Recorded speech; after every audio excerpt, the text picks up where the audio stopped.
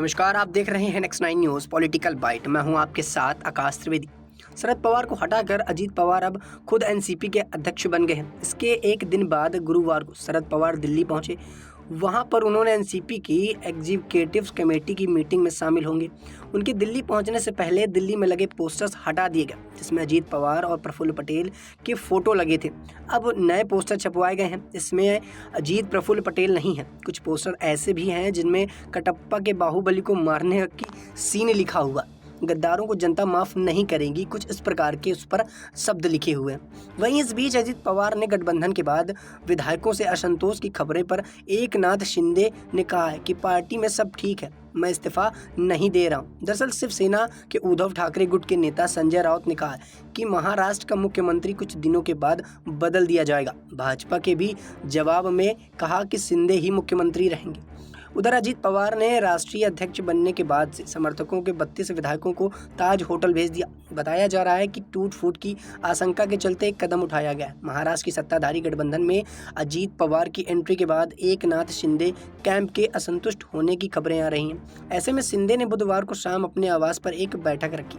बैठक के बाद शिंदे ने कहा कि मैं इस्तीफा नहीं दे रहा हूँ। मैं जानता हूँ मेरे इस्तीफे की खबर से कौन फैला रहा है, लेकिन ये सब अफवाहें हैं। मैं उन 50 विधायकों का साथ नहीं छोड़ूंगा जिन्होंने मेरा साथ दिया था।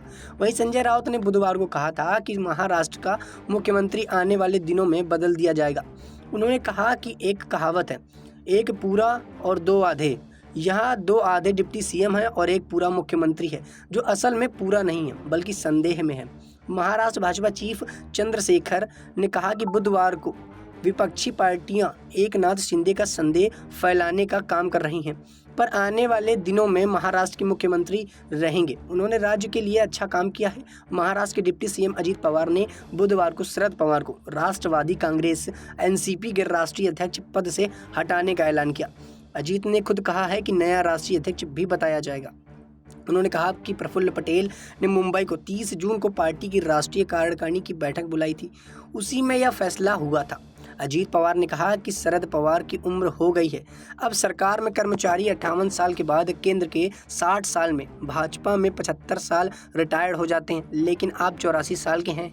अब आप आशीर्वाद दीजिए। शरद पवार ने कहा कि बुधवार को वाई चवाणा सेंटर में मीटिंग बुलाई गई थी, जहां शरद पवार ने कहा है कि जो शिवसेना के साथ हुआ वही एनसीपी के साथ हुआ। अजीत पवार के मन में कुछ तो था जो मुझसे बात करनी चाहिए थी। सहमति नहीं हो तो बातचीत से हल निकलना चाहिए। अजीत की बात सुनकर अफसोस हुआ। गलती सुधारना हमारा काम है।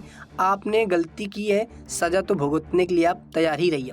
फिलहाल के लिए इतना ही। देश दुनिया की तमाम खबरों से जुड़े रहने के लिए आप देखते रहिए नेक्स्ट 9 न्यूज़ पॉलिटिकल बाइट।